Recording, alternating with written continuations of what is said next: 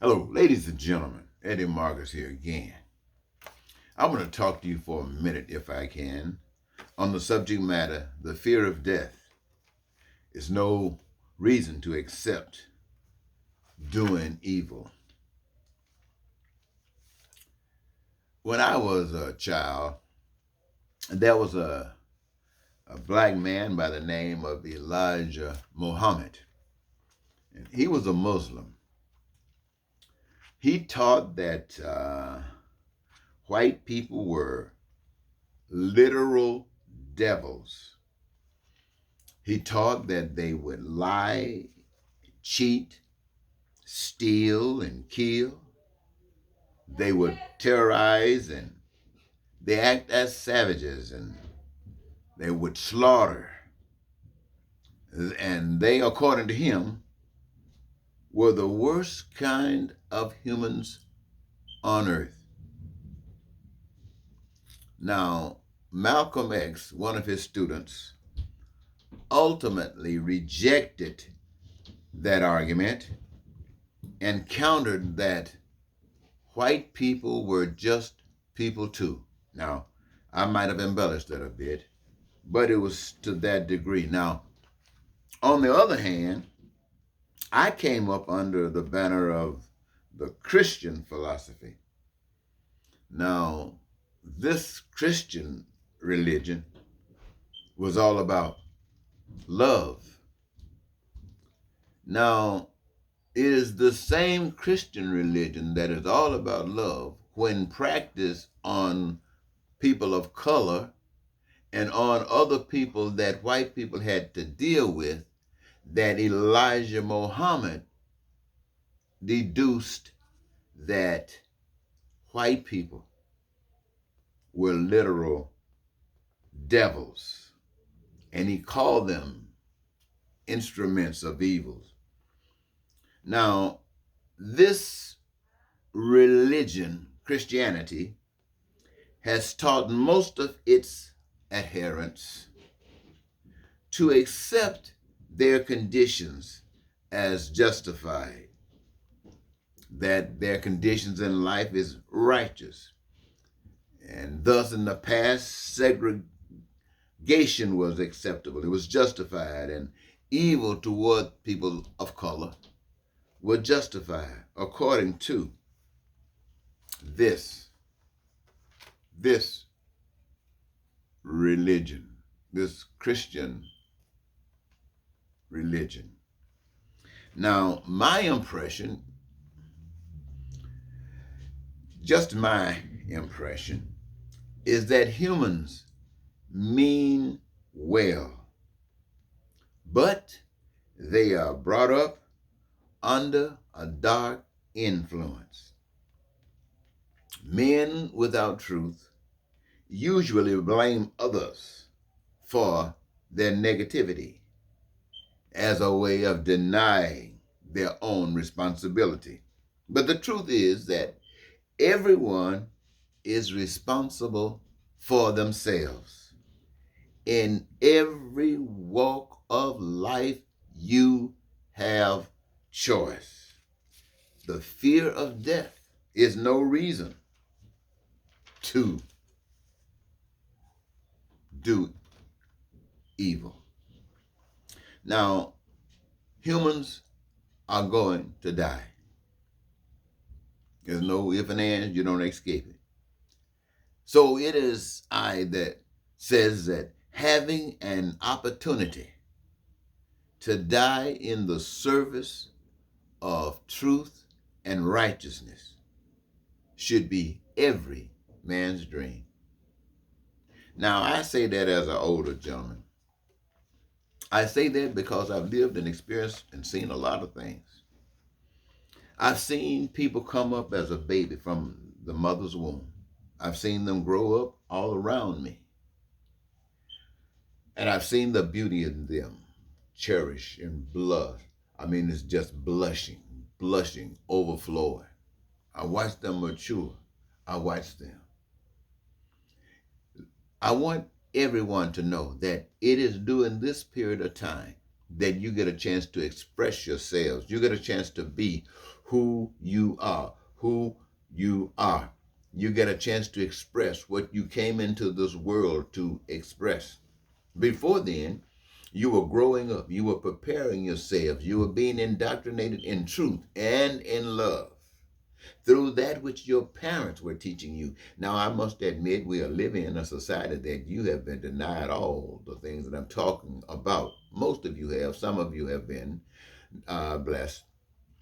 But I'm still telling you this is because it is the way it should have been. And since it wasn't, it is the way it should be.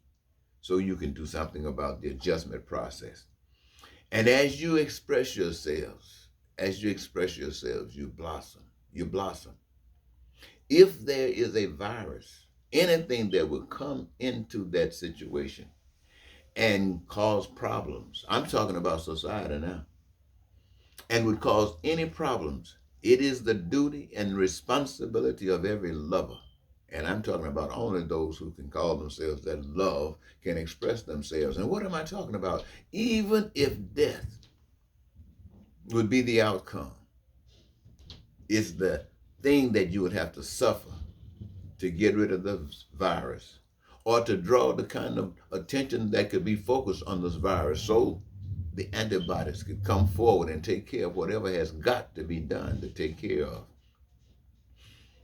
There's no better way to leave this planet. There's no better way to leave this earth. This is my saying to you. Now, why do I say this to you?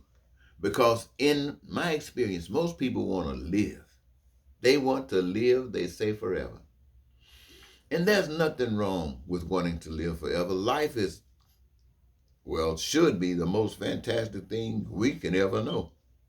In many instances, it's not for some people. But even those of us who have to go through all kind of changes, life is still wonderful just to be alive. So we can't put life down. But we go through this process, ladies and gentlemen, of blossoming.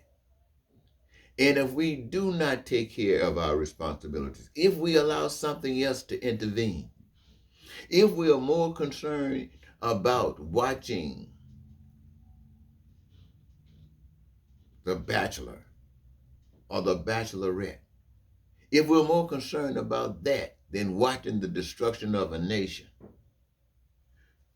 what do you expect is going to happen? You are expressing yourselves when and your expression is that apparently you are asleep. And so when someone says that there is a group of people that serves as devils who care nothing about you, find you asleep, what are they going to do? They're going to overcome and succor you. And you have to always be awake, always be alert, because if you don't, not only will that happen, because that might take time to happen, but you're wanting to live forever. I want to remind you this, and I'm just going to say it as I see it. Time passes. And maybe many of us, if we had taken our responsibilities, would have been gone. And because of our being gone, the nation would have progressed in all kinds of adventures and new things could have been discovered and we could have been progressing forward in beauty. But it's not like that. So what is going to happen as we continue to exist and we've been negative in our responsibility? You are going to start dying. That beauty, that enlightenment, that joy that you had, that you were just flourishing, is going to start dying. And what that expression that you had on your face is not going to be as exciting. It's going to start looking smeared. And this, your pride and joy is to look in the mirror and see yourself. Even put on a little makeup here and there. Cut your hair, fix your hair, brush your teeth if you got some. And go out into the world smiling because you are such a handsome one or such a beautiful one. But now something is fading. Time is coming faster. And our negligence in dealing with the responsibilities that could have protected us in these times now that we needed it, not there. And here we go, facing life as it is. And the next thing you know, that beauty that you had, those muscles that you had, that joy that you exhibited is going to start giving you a reflection in the mirror that's going to cause you to feel a little negative. And because you were not perhaps dealing with the responsibilities that you were supposed to deal with, you will not have that positivity within, that even though you are now getting older and ugly, that's the word, ugly, to shine through you so people can still see the beauty that you are because of the beauty that you were able to exhibit, not just in looks, but in what you were able to do as an expression of your love. Hey, but you did want to stay here. And I'm telling you, ladies and gentlemen, I'm just going to tell you. Here's one thing I want to say to you. You want to live forever. I'm not going to knock that. Live forever. But make it possible that if you get sick, sickness is going to come when we haven't prepared for it. And when we haven't had what was required to get the kind of adequate health, we're probably going to be sick and hurting. I want us to think about right now, at that moment in time. Don't wait. Do it now. Prepare that when you get sick, when the doctors tell you, I can't stop this pain, when the doctors tell you, we can't do anything else for you, that you can go someplace. Just like you give the love to your little puppy. You give the love to your little kitten. You give the love to your little monkey, your little apes. You take care of them. You do not allow them to suffer. So you do the same kind of stuff for yourselves, for the human population. You believe that human beings, my friends, can be put to sleep by choice to avoid all of this pain and suffering. Yes, I'm talking about euthanasia. We've been talking about it for a lifetime, and we find all kinds of reasons to prevent it from happening. And I can think of it only one reason to maintain people through all their suffering is hatred, racism, and bigotry and evilness, because love just won't do it like that.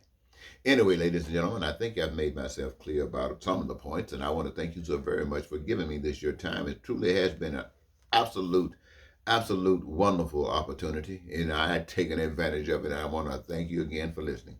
Until next time, this is Eddie Marcus saying goodbye.